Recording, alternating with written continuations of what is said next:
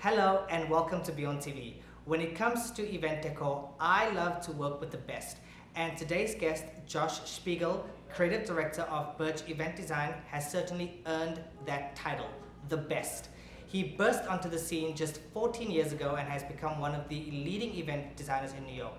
Best known for his breathtaking floral and event decor for weddings, corporate events, and milestone celebrations, and he has a true commitment to excellence. He's one of the only designers I know who can transform a shack into a palace. Take a look.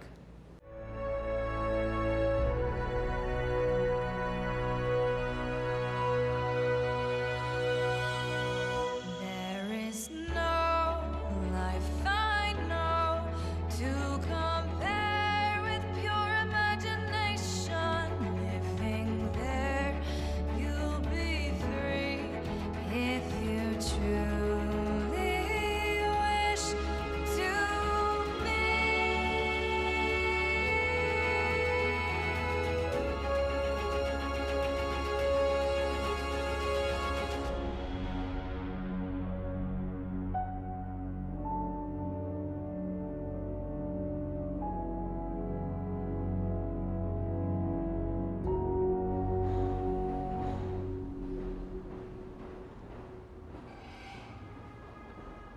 Hey Josh, how are you? What's up? How's it going? Things are good. Thanks for having me. My pleasure. So your obsession with flowers started at the age of 19. Yes. How did that come about? It was happenstance a bit. So my dad owned a balloon store, and basically when I got married, which was at 19, crazy enough, Yeah. I needed to make money. I didn't know what to do, and my mother-in-law actually said, "Oh, you bring my daughter beautiful flowers every week. Why don't you just do flowers? Flowers and balloons go so well together." I'm like, you know what? I could do that. Happens to be I never had a thing for flowers. I Okay. wasn't really that creative. Yeah. But I got into it because I didn't really have much of a choice. Wow. Yeah. Now, you initially started with flowers. How did you get into designing spaces? So over the course of the years of just doing regular bouquets, like literally for weekends, people would come in and just buy out of my store and anywhere I'd be, people gave me an opportunity to play a little bit. Yeah. They're like, "Hey, do you want to come in and do my kid's engagement party? Do you want to do my bris? Do you want to do my birthday party?" I never said no to anything, which I think was probably the part that worked best for me. Yeah. It was very much ingrained in my work ethic, just to say yes and figure it out. Yeah. So I would just go and play with it, and then over the course of time, getting the opportunity to play with these events, I realized that just doing flowers was just not going to cut it. Yeah. People were saying to me, "Well, could you be more creative?" "Oh, well, my friend did this, and it was a creative floor plan." I was like, "What's a floor plan?" And I remember at the beginning, before all the technology and before realizing that there was something, that you can actually draw with on a computer, Yeah. I would actually, with a pencil, I guess I was innately good at space. I would see a space and be able to lay it out. But I would take a pencil and just draw a floor plan, and somehow it was relatively accurate, and I'd Yeah. get there. And over time, this is what I became known for was creating awesome floor plans. And then once I created awesome floor plans, driving into a little bit more design, Yeah. kind of like color by number. You know when you get Yeah. as a kid? Yeah. So you get these color by numbers where someone already outlined a beautiful design, and all you have to do is come in and make it beautiful. Color, right? Bring life to it. Yeah. So that's kind of the way I approach every design now, is I create the lines, and then we draw it in Nice. and make it beautiful. Nice. So, how did you develop your style? Your work is breathtaking. It's breathtaking. Your jaw will drop to the floor. How Thank you. did you develop that style? That's a really loaded question. It's an embarrassing question. Okay, so you ready for this? Okay. So I am one of those people who believe very strongly that taste is something you can learn. Yeah. I don't think I had taste. And when I started in this industry, I designed very much for the communities in which I was working with. At the time, I was very into sparkle and and shimmer. And I thought the shinier it was, the better it was, Yeah. and the more amazing it was. So, sequins, lots of sequins. Lots of sequins, and lots satin. of glitter, lots of crystal, lots of rhinestone. Okay. I realized early on I was allergic to cheese. Once I started as I was going to it, I became lactose to this stuff. So what happened was that my partner actually that came on board, she goes, "Let me take you to Bergdorf. Yeah. Let me show you something." And she brought me to all these spaces, and she started teaching me about brands, and she started teaching me about New York society and a little bit more of what they were looking for. Yeah. Interior design was a huge part of it. She'd have me study it. Wow. And Caroline, thank you. Without that, I don't think I would have had taste, or even knew where to get anything from. Yeah. So for me now, that's really what I channel. I channel whatever's trending. That's kind of my big thing. Yeah. So this was about 3 years ago. You and I had a conversation, and I asked you, where do you draw some of your inspiration from? Say, for instance, when a bride comes to you. Yeah. And you said you would look at her dress. Yes. Do you still do that now? So yeah, I do that across the board. So a big part of who I am and what I look for in a client, in a bride, or in anyone I'm designing for is really how they show up. Now, I'm not saying you need to be fancy, and I'm not saying you need to put on a show, but there's something about somebody's style. Unless they're like saying, okay, the only time I can meet you is directly after a workout, and then they're coming in gym clothes. Normally what would happen is they are getting dressed, they are putting thought into the fact that they're meeting you that day. Yeah. So what happens is they show up, they're wearing beautiful clothes, or they're wearing whatever they're wearing, and it says a lot about who they are as people. Now, given the fact that most initial intake meetings are about an hour long, we have the first 15 minutes is breaking that awkward silence, you know what I mean? And it's getting through to the client, connecting to them, saying, hey, we're human, you're human, let's have a good time. And how do you do that? Kind of like that. Hey, I'm human, you're human. Okay. I'm kidding. It's really a vibe. It's really a vibe thing. Yeah. Like, I care a lot about the way people walk in and the way that we vibe when we sit down, and we'll break through somehow. Yeah. That's the first 15 minutes. After that comes a solid connection process where now I have to figure them out. 45 minutes to get them. If I don't get them by the time they leave the office, I lost them as clients. Yeah. There's no question about it. So a lot of it comes from what they're wearing. Yeah. And a lot of it comes from their homes, if I'm meeting them in their home, or where they choose to meet if we're meeting in a hotel. It says a lot about a person, and those little minor pieces is what really helps develop a really amazing event for me. Because at the end of the day, it's not just about the pretty, it's also about the experience. Yeah. And the experience has a lot to do with who you are as a person. Now, with all the craziness in this business, you have 4 beautiful kids. I do. Would you let them get into this industry if one of them decide that they want to do event design? Absolutely not. That's a hardcore no. I guarantee one of them will end up in the business. Okay. I'm not for them. My wife is definitely not for that. Okay. There's something that people don't realize that goes into this incredible fantasy land that we create and we show people every day. Yeah.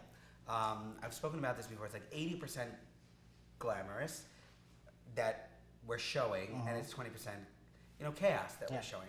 When in reality, it's like 90% chaos and 10% glamorous. And I think I'm instilling that in my kids. Like, it's really great to be this person who people look to and advise and like wanna speak to, and it's a creative business and amazing things happen. But the reality is the sacrifice we make on a personal level. And I know some people are going to argue this and say, like, oh, that's your choice. It is our choice. It is our choice. It is our choice. But everyone else's happiness comes before. Yeah. So between Facebook and Instagram and Pinterest, how do you stay on top of current trends, or do you just create them? So trends are incredibly difficult, I would say. And I want to answer your question by saying maybe we do both. I don't know. But the reality is that the first place I look is fashion. Yeah. It's the fastest moving creative business. And for me, I draw tons of inspiration from there. Because the fabrics are tremendous, the styling's tremendous, the way that they're doing their hair, to the items that they're using, the elements that they're using now in fashion are tremendous. So all these pieces give me a huge insight as to what's going to be, next season. Yeah. I look ahead that way. Okay. And you're looking at all the major brands and you can say, oh, this is going to make sense for us. This is the color palette that people are going to be wearing, which means that it's going to be in style. So for me, that's my first place. My second place is the home industry. Okay. I love interiors. I get a lot of inspiration from there. I draw most of my inspiration from there because it's an experience. When you walk into a room that's well decorated, you're having an experience. You're not just looking, oh, that's a beautiful rug. Yeah. It's the whole room comes together in a way that kind of connects with me. Gotcha. In terms of creating trends, I don't know. Maybe because we're turning over events so quickly that I'm drawing that inspiration now from the Dior show that happened in Marrakesh last season, and I immediately made it into an event that month because we were able to turn over a party that fast. So for us, I guess that does help us sit on the verge of what's trending now and what's trending next. Gotcha. So for any client that's planning an event right now, whether it be a bat mitzvah, a corporate event, or wedding, what advice would you have for them? Work with vendors that get you. Go with trust. Go with gut, go with emotion. I mean, that's really what it is. We spoke a lot about connection, right? So connection is A. I mean, it's the most important thing. If you don't feel connected to your vendor, it's no different than you walking into any store and just buying something off the rack. Yeah. Because at that, like, even a great shopping experience, right? If you have your personal shopper with you, they're rah-rahing you the whole time. Yeah. You look great. They're being honest with you. Yeah. They're telling you, no, that's not so good for you. Let's take it back a minute. You don't look as great as you feel or see yourself in. You know what I mean? All those little things. To me, that's what sets the bar of an experience. So you want to work with vendors that get you. Yeah. Otherwise, you're just buying off the rack. Okay. Not that there's anything wrong. Yeah. So coming up next, I want to play a game with you. Okay. There are some event trends that a lot of couples use these days. Yeah. And I kind of want to get your opinion on it. It's in a game called Burn It or Save It. We'll be right back. Welcome back to Bjorn TV. I have the fabulous Josh Spiegel of Birch Event Design with me. And now we're going to play a game called Burn It or Save It, where I'm going to ask his opinions on some event trends that's going on today. Josh, are you ready to play this? I'm so ready. Okay. Can we just preface for a second? Yeah. I don't know what's coming my way, but I just want to say that if it is not, when I say burn it, I mean for myself.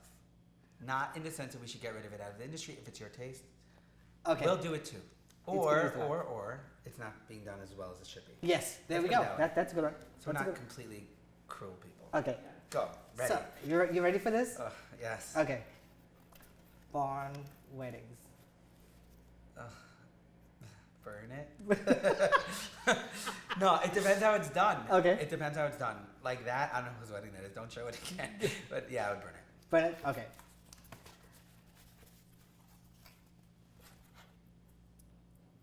Mirrored seating charts.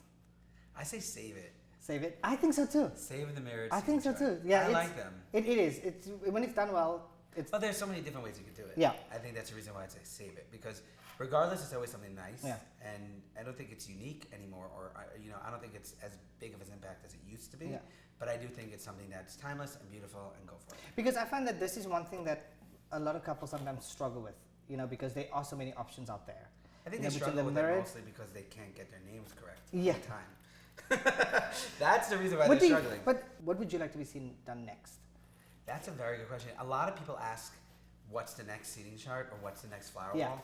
I don't have the answer to that. Okay. I do have the answer to it, but you're gonna have to And wait and see. you do your flower walls really well. Thanks. I do have a new seating chart coming out. You do? I do. When do we get to see it? Ooh, this summer. Oh, I'm excited. So you'll see it. Yeah. Table runners. Okay, never a fan of a table runner on top of a linen, so burn it. And never a fan of a table runner on a round table. Oh no. Like, I am always flabbergasted by this. I'm like, why do people do this? It doesn't look good. It's weird to me. So we're burning. Burn it. We're burning it. Burned.